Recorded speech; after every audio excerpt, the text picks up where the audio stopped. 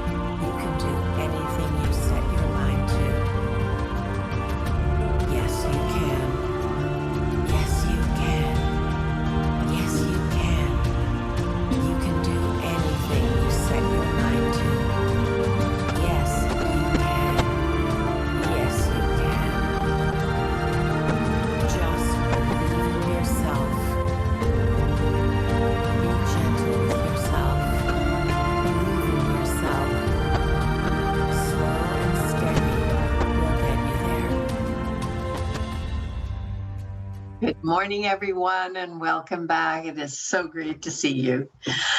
So I wanted to start today's topic. I introduced burnout last week, but I wanted to just make sure that people understand that all of the topics that we have, whether it's narcissism, whether it's different comorbidities, burnout, being overwhelmed, whatever those topics are directly related to the struggles that the people who come here are having, the difficulties. Now, that can be just simple clutter. That is a short-term thing, and people need some help to resolve it. Or it can be long-term chronic hoarding disorder. I have never, in the 19 and a half, almost 20 years of working on a daily basis with individuals, their families, communities, organizations around hoarding, I have never once seen someone in a hoarding situation where it was just hoarding. Hoarding happened in isolation of other struggles, all right? So I don't have the scientific background because I don't have the funding to prove this, but I am reasonably sure, all right, that if you didn't inherit a genetic predisposition for hoarding, that is, you've got one of those 4 chromosomes on your DNA, that hoarding acts a little bit like an opportunistic disorder, all right?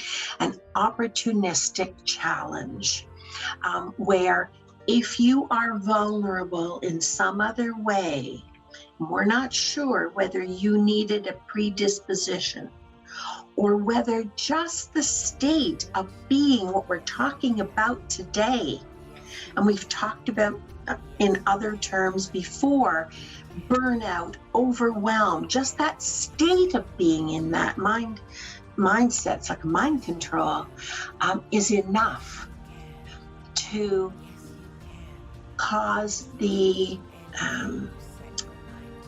attachment of hoarding behavior, all right? And any behavior that goes on long enough, and it will go on long enough, if you are overwhelmed or burned out and you don't resolve that, that can become a chronic situation for you, all right? Given enough time, I think it's a perfectly normal response to start having piles, pathways, and ending up in a hoarded environment. All right, and you would be surprised how fast a week becomes a month becomes a year. a year becomes 20. It's astounding to me when people share their stories. And I realize how long they've been looking for help and how long they've been getting either bad advice or no advice at all to help them start to drill down and deconstruct the ways they're stuck. All right? Just know, if that's happening, it isn't your fault. If you're in that state, there is something, probably hormonal, probably internally chemical, maybe situational and environmental, a combination, that is causing your executive functions not to support the very activities you need to engage in to get out of this situation. And that's why I'm doing this podcast free of charge, so that everybody, no matter what your financial situation, it's not restricted. We don't leave anybody behind. All right. We give them an opportunity to see what they're struggling with through different lenses. And hopefully the combination of all of this information will twig. All right, something will register in a unique way to each and every one of you, and you will then be better armed for the battle at hand. Okay, so we're going to start now. I'm going to do a tiny bit of a review just because I don't know about you, but I don't remember what I had for breakfast last week, let alone important information. Okay. Burnout has 3 characteristics according to the authors, and certainly I'm saying it not because I'm quoting them, but because it meshes with my experience as well with wording. All right, the Nagoski sisters. Okay, that's Emily and Amelia. 3 characteristics for burnout. Also, we want to use that term burnout analogous with overwhelmed. You can't be burned out if you're not overwhelmed. And it's a question of time. If you're overwhelmed, how long it's going to take you to be in a state of burnout. Okay. 3 criteria. The first, emotional exhaustion. Has anybody been burned out and not experienced emotional exhaustion? No hands went up. Okay. That is the fatigue that comes with caring too much. I'm going to say not just caring, but carrying. You're carrying something. All right. For it's too big, it's too heavy, or it's gone on for too long. Okay. Second criteria, you begin to depersonalize. There's a depletion of your natural empathy and caring, and compassion. It's not that you don't care, it's that you can't afford to care. You just don't have enough left in the tank. Quite often, however, by the time that happens, you don't have enough in the tank for yourself, let alone others. And we're going to talk today about some different syndromes, all right, that I want you to be very, very vigilant about. And if you're in them, I want you to practice the backstroke out, because they are not good situations to allow yourself to remain in, and they don't head anywhere you want to go. The third criteria, decreased sense of accomplishment. What do you think a decreased sense of accomplishment naturally? So many of you blame yourself. You're embarrassed, you're ashamed of the condition of your property. What do you think a natural, normal, perfectly normal, decreased sense of accomplishment yields? Has anybody seen my motivation? Does anybody know what pile it's in? It's normal. That's normal. You're not abnormal. You're not defective. You're not lazy. That's what happens. Okay? I want you to see it coming and to take a different path. So that decreased sense of accomplishment is that sense that it's not conquerable. Okay? And you can't generate a useful plan that you can write it out. You can even imagine it. You can even envision it. But when it comes to the action phase, all right, you feel like you are doing nothing, you're not accomplishing enough, and it doesn't make a difference. That's the acid test. Does it make a difference? Now, a number of people have shared with me that they're somewhere on the continuum. Okay, our specialty in this podcast is not ADD and ADHD, but we have a lot of friends who are experiencing some level. The more overwhelmed you get, the worse the interfering symptoms become. Why? Because you don't have the energy, you don't have the ability to be strategic in avoiding the pitfalls that are going to lead you to those behaviors worsening. And so that feeling that you're not making a difference, who in their right mind would get up and put effort into something day after day, because it does take day after day, right? That they come out of it, or they can't get past the feeling that it's not making a difference. Who in their right mind? That's sanity, folks. All right? That is a symptom of sanity. It is not a symptom of laziness. It's a symptom that the executive function part of your brain is not on team you. All right? All right. So, and exhaustion. Okay? Physical, mental, spiritual, emotional exhaustion when day after day. The number of people who have told me that every day they work at a pile, and they, by the third thing they pick up, if they can't figure out what to do about it, or they can't reach where it would or should go, it's like, whoa. Complete shutdown. All right. Okay. So that exhaustion that's attached to burnout happens. Why? Not because you're lazy, not because you've got avoidant behavior. All right.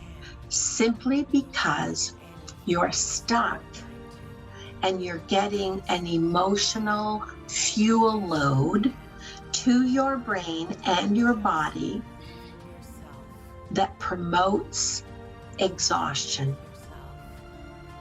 Exhaustion and burnout breed more exhaustion and burnout.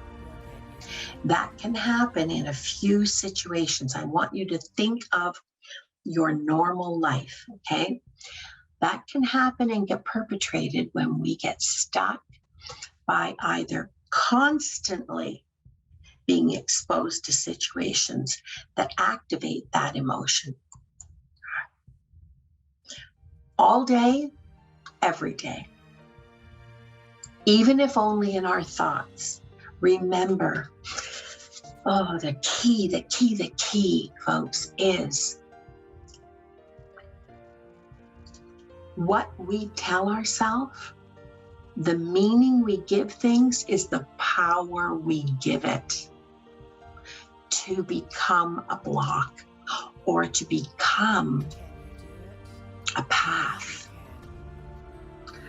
It is almost never, I'd say 99% of the time, the event itself that hurts or harms or defeats us It's the meaning we give the event. Do you realize there is nothing? That means there is nothing you can't defeat. There is nothing you can't overcome. But you want to be really, really careful in supporting a mindset that supports you, because you're giving it the power to defeat you. Break it down. Break it down, break it down, break it down, break it down, and break it down again if you need to, so that you can carry it one little piece at a time. You'll get there. If you blame yourself and you defeat yourself because you can't carry a bushel of it, because only a bushel would matter, given how much work there is to do, you're setting yourself up for failure, but you're doing that. It isn't beyond your ability to overcome. It really, truly, truly, truly, truly is. The 15 minutes you do every single day that will get you where you need to be and keep you there. Okay? So when we get stuck in this constant everyday situation, we feel trapped. We can't figure the way out of our own overwhelmness. And we don't own it like it's our overwhelmness, so we can do something about that. All right? We make it about the thing that's more powerful, more confusing, more whatever. Or another way that this can happen is it's not every single day, but on a regular basis, we must return to whatever the stressful situation is. A job that you hate, a job where you're not respected, you're not supported, or we're going to talk in a little while about harassed. But you've got to go back because that's your livelihood. All right. Remember, we talked last week about the risk of those in helping professions. Now, you don't have to get paid to be in a helping profession. You can be a caregiver. You can be a neighbor. All right. You can be a mother, father, sister, brother, spouse. You can be anyone who is in a caring, let's not even call it profession, let's call it relationship. All right? Because by being in that relationship, when we're in that caring relationship with people who are legitimately needy, and that's not going anywhere, that's going to continue by some aspect of their nature. Or remember we talked about narcissism. Remember we talked about selfish, all right, where there are two ways to be that, actively or to be weak and needy all the time. But you are called upon, it's almost part, we have an understanding in social relationships that there's reciprocity. I give you, you give me. I give you, you give me. But when one person presents themselves, or legitimately is, I need, there is a subtle pressure we are likely to feel that makes us respond as the investment in that relationship. All right, we can lose track of the fact that that relationship is more than we can manage. So it isn't that we're going to abandon the person, but they need additional help, and they need a lot of additional help because we can't fill the void. Or we lose track of the fact that the relationship where it's not legitimately needy is not reciprocal anymore. We've lost the reciprocity. And given enough time, that can go on for a little while, but given enough time, you now have an unhealthy relationship, and we need to do a slightly upgrade of your antenna, all right, because you're not picking up on it, and you will burn yourself out. Okay. Because when you respond to the needs of others, and they're understandable, but they're not intrinsic to that person. They're not elderly. They're not in some chronic illness where it's understandable, MS, Parkinson's, whatever. Even then it can happen. That you burn out. But the message is, you're more important than I am. And your needs are more important than my needs. And that can get to be a habit. All right. Parenting, wow. Who knew? Okay. Is another exhausting and often overwhelming physical, mental, and emotional relationship. It's also very enriching. There's nothing negative about that. All right. But that doesn't lessen the fact that it is exhausting quite often and overwhelming when there are issues or challenges and you're not sure of what the right answer is. And it never matters more than with your babies. It never matters more to get the right answer than with your children. When we get stuck, it's often because we can't find our way out of the situation. It's not the situation itself, it's that we can't figure out what the answers are. We can't figure out what the path is. And that experience of feeling stuck in a very little time, all right, will produce feelings that range or ricochet back and forth, which is even more exhausting, from rage. Either rage at the fact that this person is facing this challenge, all right, anger, grief, despair when you can't find the answer, or you can't mitigate a change that actually improves the situation, helplessness. When what you're doing isn't helping, helplessness. We feel lost or overwhelmed, and when we feel that way, that's the time to reach out for a compassionate guide. Okay? Could be a best friend, could be an expert in something, could be your religious leader, could be a course, could be anything. But that's the time to reach out. Okay? And in reaching out, you increase the likelihood that you will find a way to manage a way out, and it will overcome the lethargy and the dilemma, because the lethargy will kill you. The lethargy will bring you to a grinding halt and keep you there. All right? Fight lethargy. There is always an answer, even if you're not looking at it. I learned a long time ago with my back, all right? I won't tell you the whole story, but there were a sequence of events where I injured my back pretty severely. And I learned firsthand that improvement is always possible.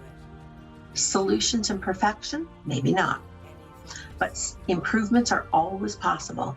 And they often happen not as a result of some brilliant solution, but a patchwork of 10% improvement techniques, strategies, aids, approaches, information.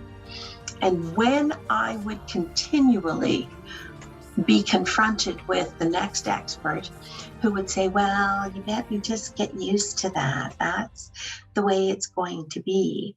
My inside voice would say, because it's the meaning you give it, folks. My inside voice would say, thank you for taking me this far. This is a measure of how far you can take me. Where's the next guy who can take me 10% further? Was I exhausted? Was I depressed? Was I overwhelmed? Was I anxious? Was I uncertain? Yes, of course I was. There's no guarantees. But if I'm not looking for the solution, I'm not going to find it. And nobody reads my mind to tell me, right? I need to express my needs. And first and foremost, I need to express them to myself. I'm not satisfied. I'm not settling for this. I could remember a doctor one time saying, well, it's probably chronic fatigue and fibromyalgia. And I thought, I've done a little research on chronic fatigue and fibromyalgia, and it does exist. I'm not denying it exists, but I'm not signing up for that because there is no answer. I am deciding, I am not signing up for that. All right. I will use the strategies and techniques associated with both of those diagnoses. I'll take responsibility for supporting myself in those ways. Thank you for your observation, but that will not be my final story. All right? You don't go into denial. You use what's there, but you don't allow yourself to be limited by it. When you give yourself hope, you break down the lethargy and you arm yourself to face the dilemmas that are part of whatever it is that's ahead. Now, the authors of Burnout talked about the secret to unlocking the stress cycle, and they coined a term called human giver syndrome.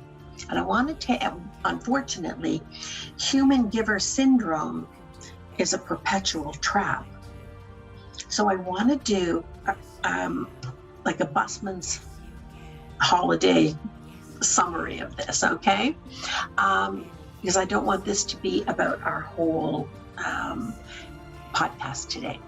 So when someone enters into a human giver syndrome relationship with themselves or someone else or combined, either the other or they are expected, or they expect themselves to offer their time, their attention, their positive relation, their affection, certainly their energy, willingly, without fail, no question. It's owed the other person. All right. It can almost feel like they have a moral obligation. Now, most people wouldn't put it in those terms, but you think of what the word moral means. It means it's your guiding principle. It's not a religious thing. All right. That if you can help, you have to help. Well, if you can help and it isn't going to cost you one of your A-list needs, there's nothing wrong with offering help, but that you must, you're obliged. Okay. Or it also demands that they express a usefulness and compassion to anyone apparently in need. You know, there can be an aspect of nobility, right? That feeling of feeling noble to their sacrifice. But that sacrifice, if it goes on unfettered, if it is an expectation, almost a self-imposed obligation, becomes tainted by a hint of subordination. Why? Because when it continues out of a healthy balance, that other person becomes more important, more worthy than you are. All right? Okay. There's also often a self-imposed undercurrent, even if the other person isn't doing it, that the human giver must at all times be cheerful, positive, happy, and content. Maybe not happy, all right? But there shall be no muttering under your breath. Okay. Also, because it would detract from the utility of the other person's using this caring relationship, you must stay calm and in charge without being bossy, with no negative feelings about your sacrifices. There shall be no muttering under your breath. There shall be no facial expressions. Okay? And to be effective, you need to be unfailingly generous with your time. And be flexible. Okay? Because to be effective, the individual's needs are what drives the demand.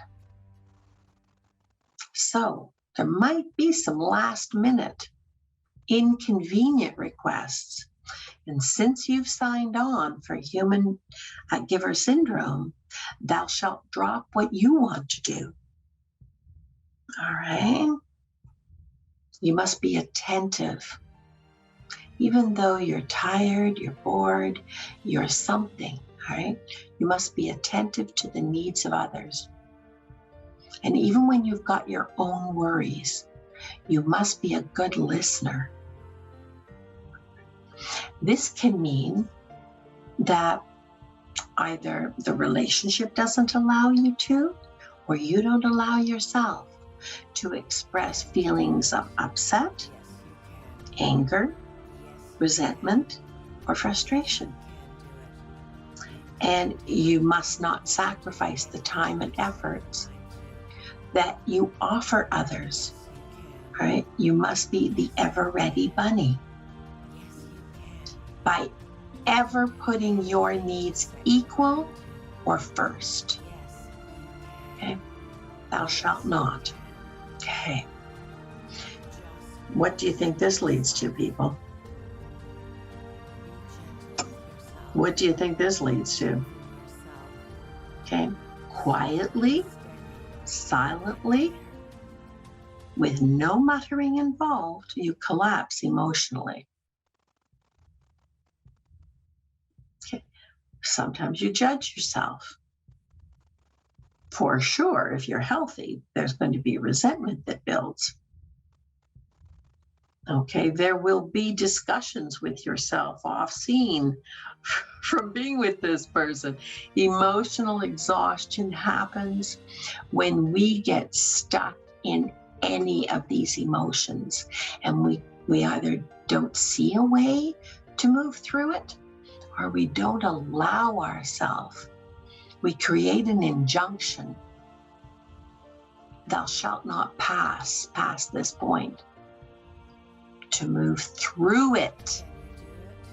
Remember the metaphor of stress and emotions, stressful emotions, really more like that, being like a tunnel, okay? The best way is to get through the tunnel. I said to a client the other day who really truly is in a legitimate crisis, the only way out of this is through it. So this is where you set aside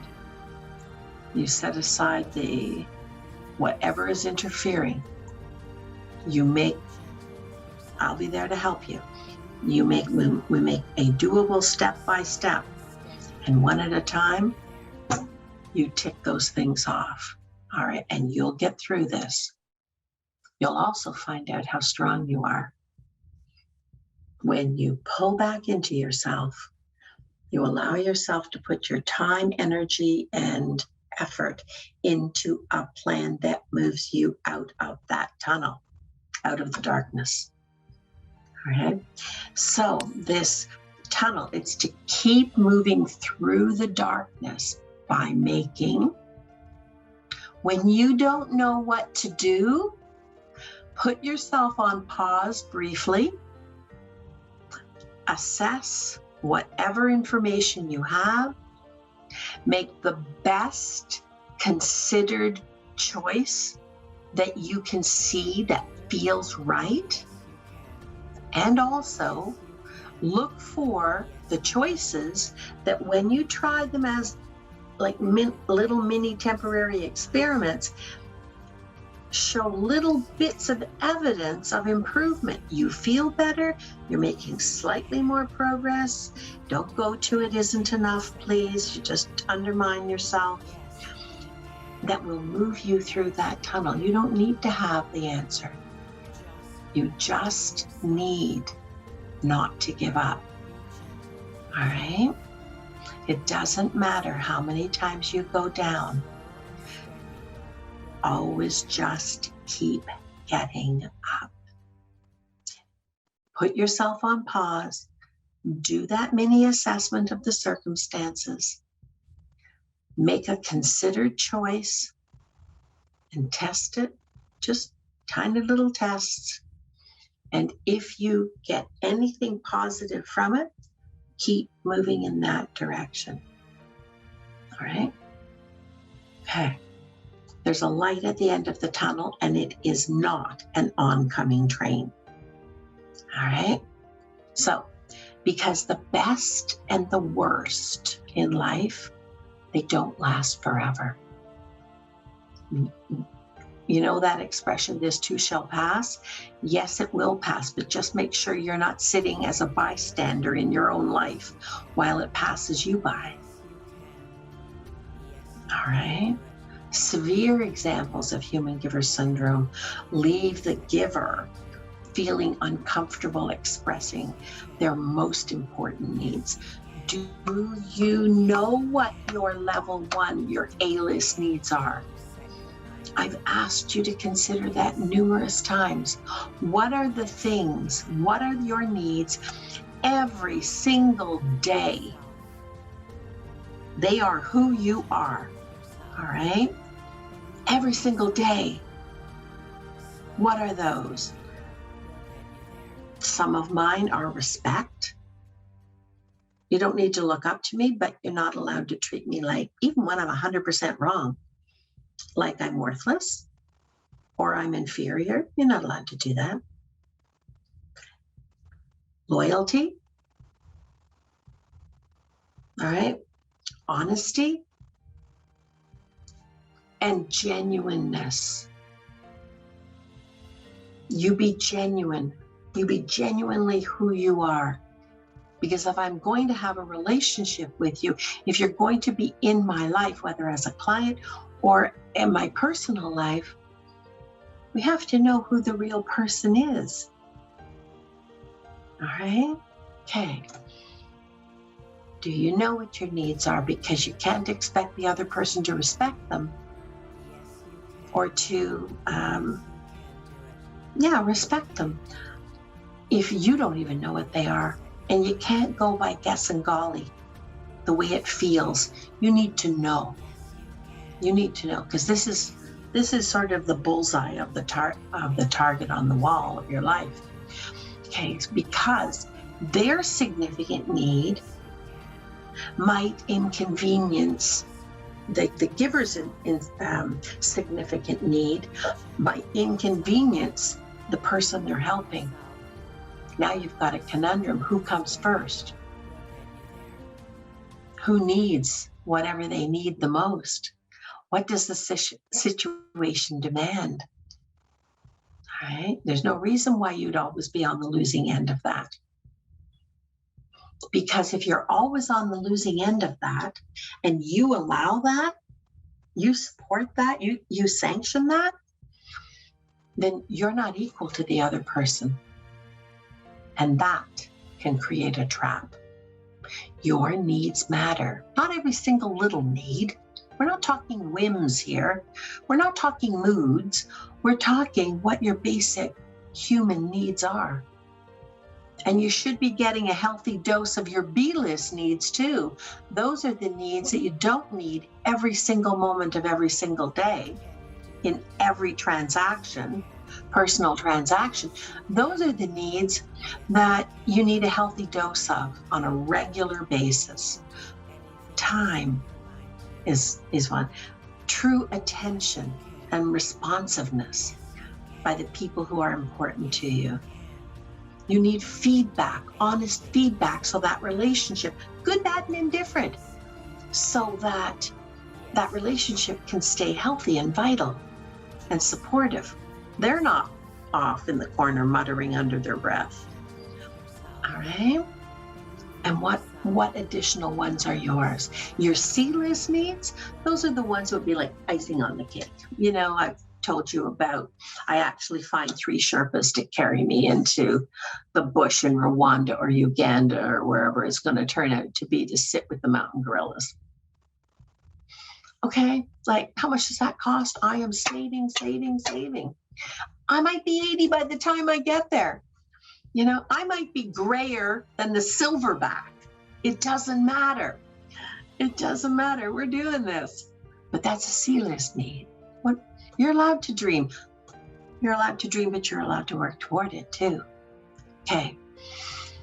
And when you're not equal, you make things unnecessarily difficult or impossible for you to keep moving forward out of the challenging situation. When you accept or you impose subordination, you are not driving your own bus. You're not talking about driving someone else's bus. This is not about being a controlling individual. This is about, we are all little buses headed down the path of our life. You want to make sure that it's your fuel filling the bus, your energy, your ideas, your creative, your spiritual beliefs if you have them. All right? And that your hands are on the steering wheel of your little life bus, not somebody else's. Okay. Sometimes the giver is judged when they don't, like a martyr, when they don't keep giving and giving and giving and giving, or when they're using that sort of as a piece of their identity, when people say, you're so good at that, you're just a natural.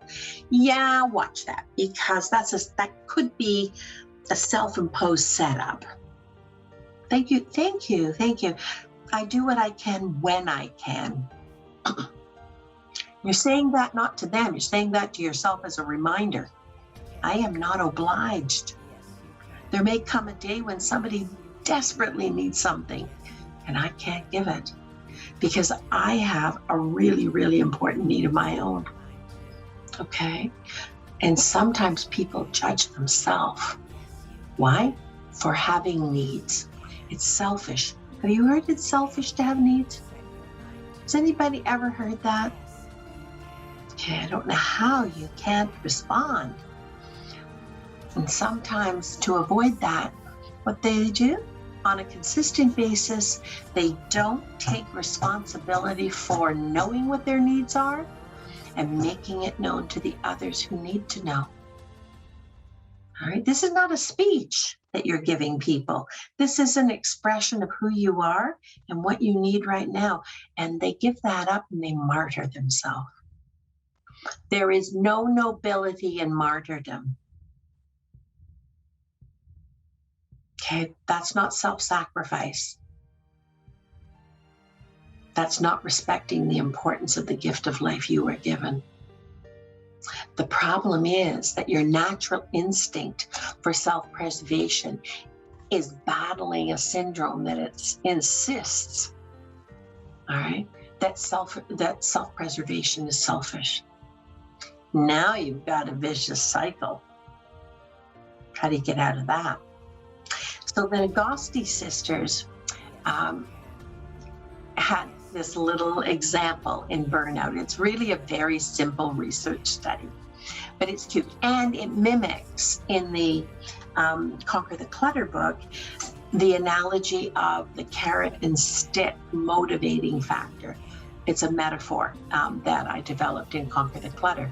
Very, very similar, but I'm going to read theirs because it's cute. Okay, so their version is, and we're going to probably finish with this because we've got some questions. This is an actual study. This is not just somebody making up a story.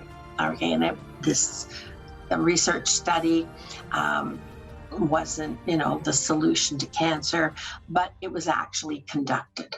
And it talks about participants in the study being given some mazes. So they're just lines on a paper. This is not a big, complicated process. And they're instructed that their goals are to get the cartoon mouse from one side of the maze to the other. Okay. In one version of the maze, the cartoon owl loomed over the page, hunting the mouse. Okay. In another version, there was a morsel of cheese that awaited the mouse at its destination. So two different motivating factors, two separate parts to the study. One is the owl is hovering and the mouse is trying to get to the other end of the maze where it's safe. The other is there's no owl and there's just the scent of cheese at the other end. Okay, so which group do you think completed the maze faster? What do you think? Two. It was the one where moving toward the cheese was the motivating factor. The cheese group participants completed more mazes more quickly, particularly in reference to the understanding, the imagining the reward at the end, even when it was just cartoon cheese and cartoon mice. Okay, the participants who were trying to motivate here, trying to maneuver this maze, these mazes, these multiples, they responded more to the cheese. All right.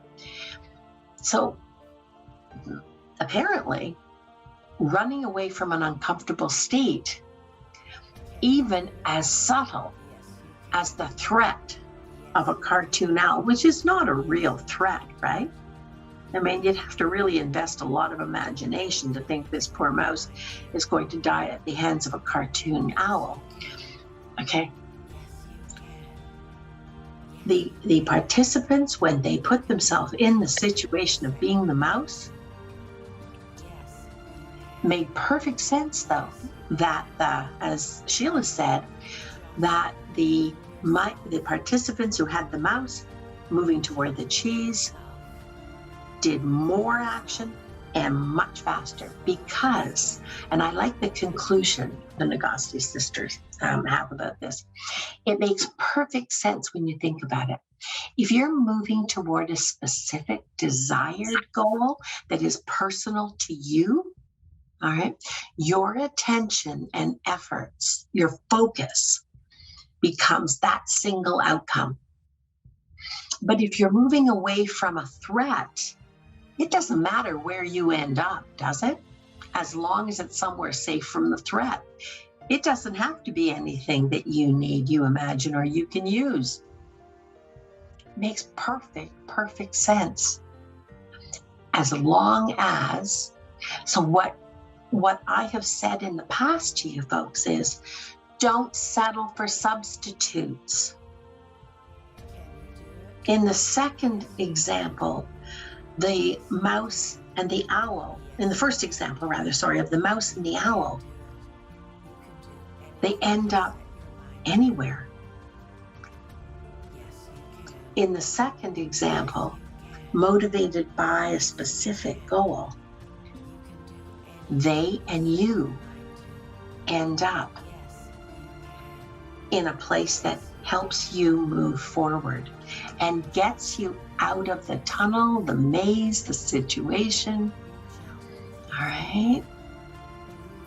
It's a simple research study, but it's a really important analogy for life. It reinforces that we thrive when we have a positive goal to move forward to, not just a negative state that we're trying to move away from. So for cluttering or hoarding situations, the equivalent, okay, would be the desire to move away from being cluttered, desire to reduce piles. But that negative motivation, while a laudable goal, is not specific enough. All right. What do you need? What is your goal in positive terms for your spaces? Have a viable vision. What do you want from your spaces? How do you want to live in those spaces? What activities of daily living do you want to do? Never mind right now at the beginning that it's cluttered. What do you need? Because that will tell you what tools you need. All right, I'm working with a few people right now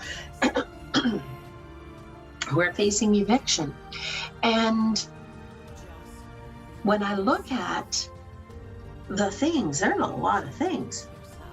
However, in the chaotic placement of them, because the people were overwhelmed, it makes it look exponentially more serious than it is. All right? Chaotic clutter occupies a whole lot more space. You can't even see what you want or need. You can't identify it. It might be on the bottom. And so with the right storage tools, the right shelving, for instance, now I am not making an argument for storage is the answer to clutter or hoarding, all right? But you need to have a vision. You need to have the right tools, need to have the right input in order to know how to approach how you want to turn the environment you're living in around to support you. And you do that not by reducing piles. You do that by having a vision of how you want to use that space. You can't hit the target if you don't know what it looks like. And you can't maintain your motivation.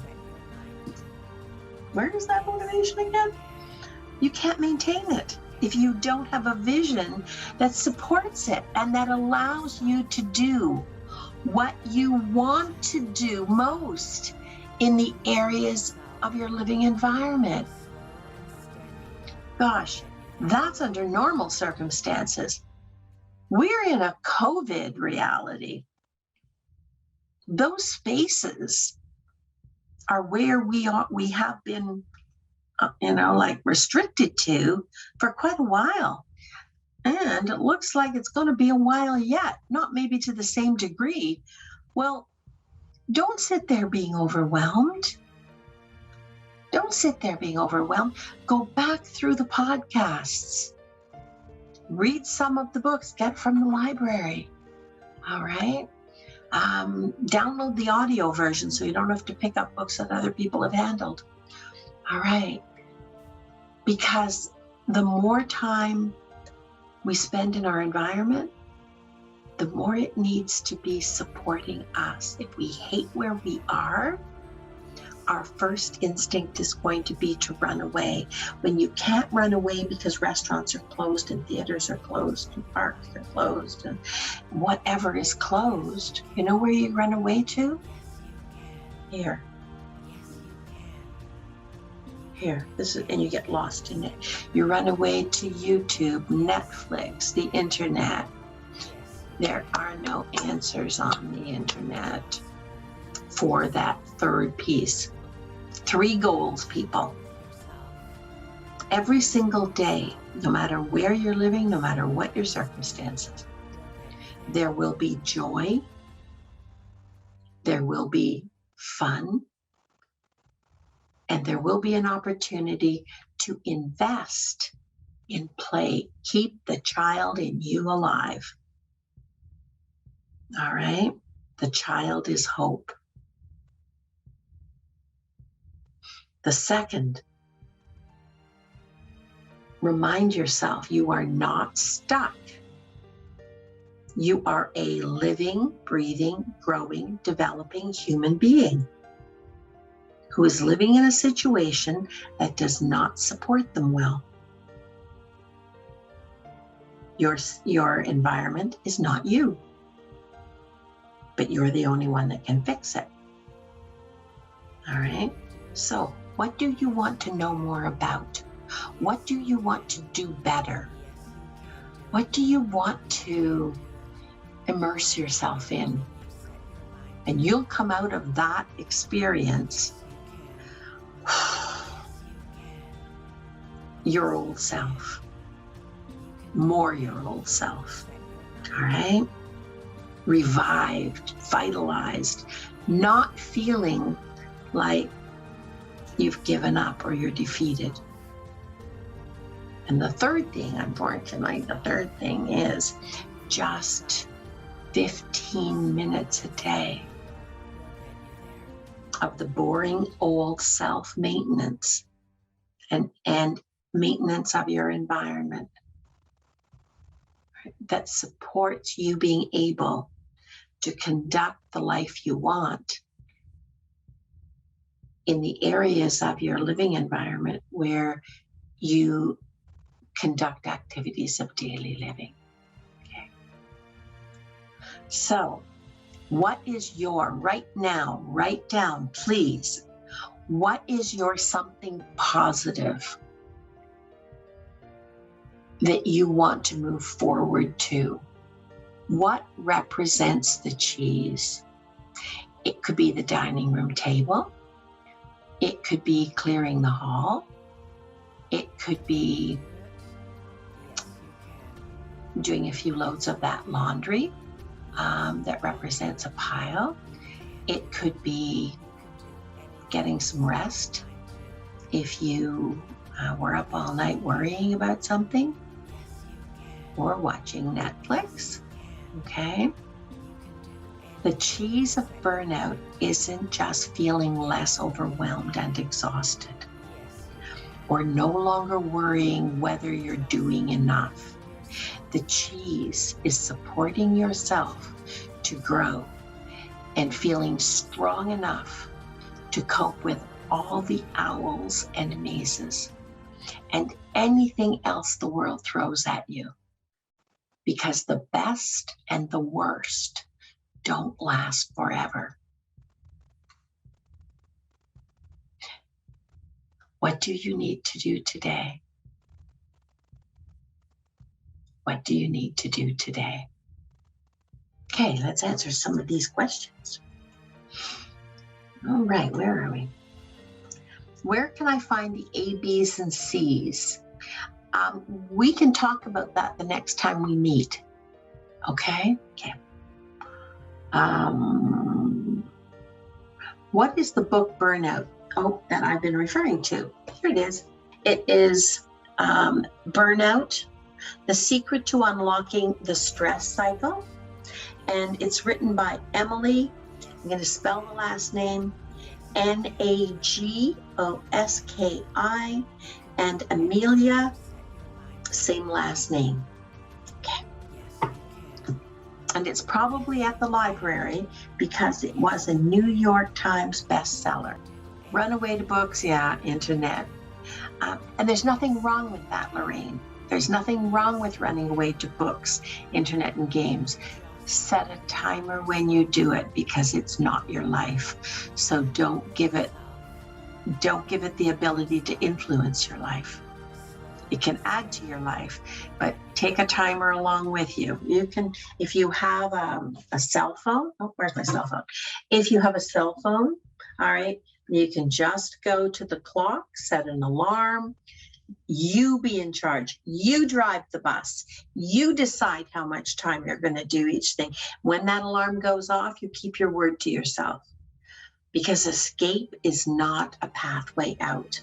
Escape is deciding you're going to bunk down in the tunnel.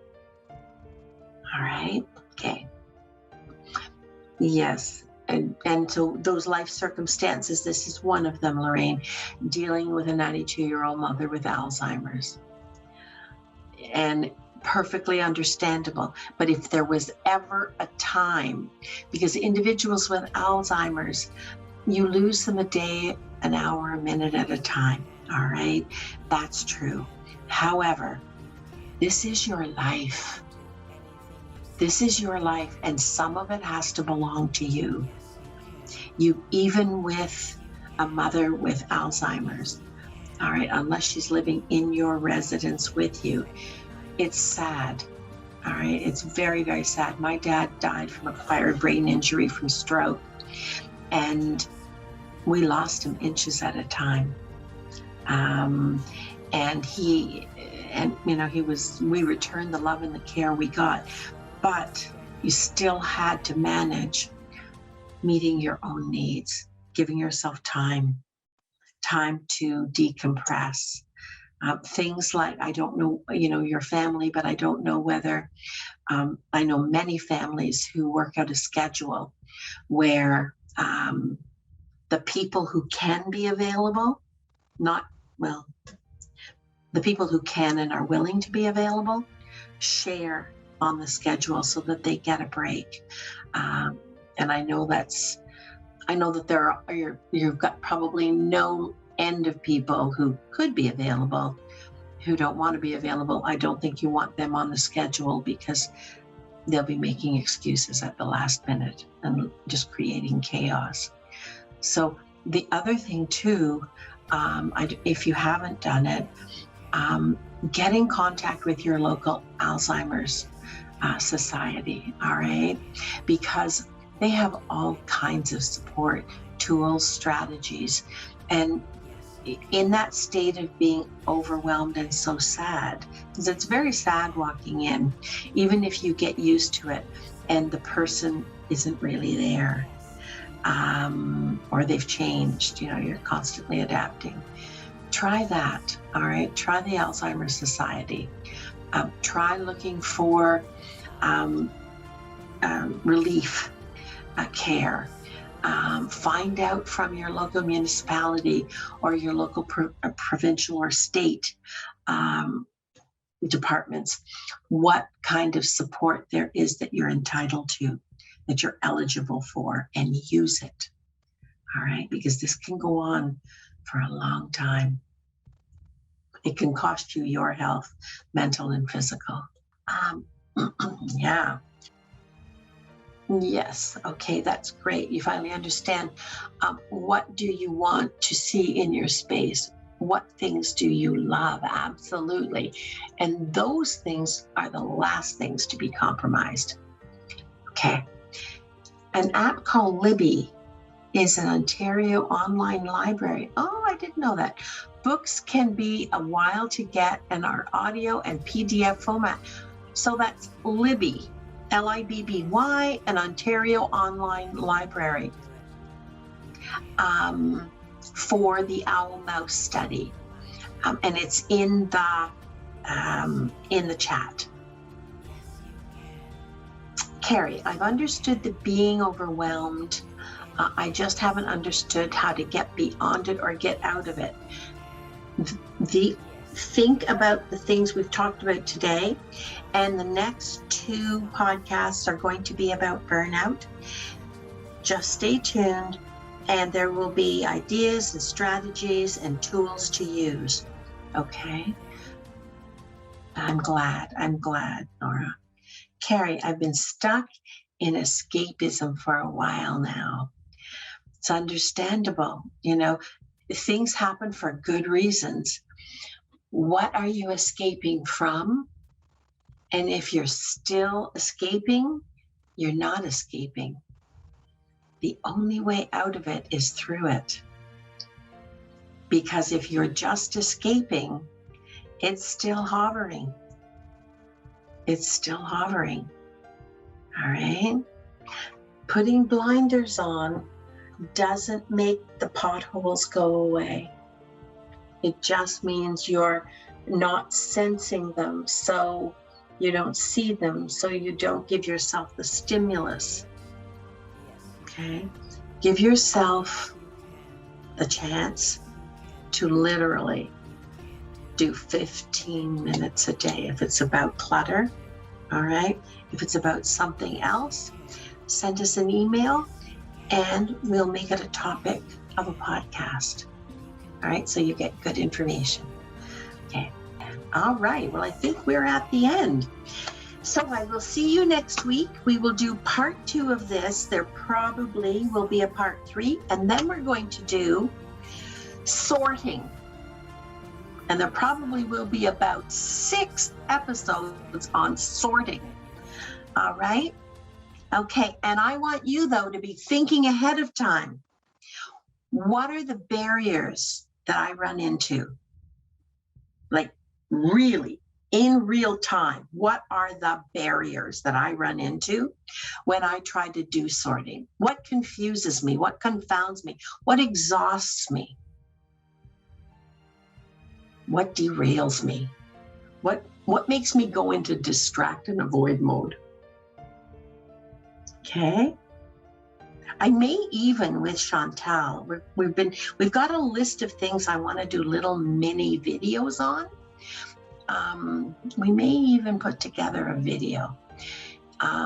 So everyone, you have a great week. We will see you next week. Thank you for coming and staying, and send me emails on ideas that you want to know more about. Make it a good one, everybody.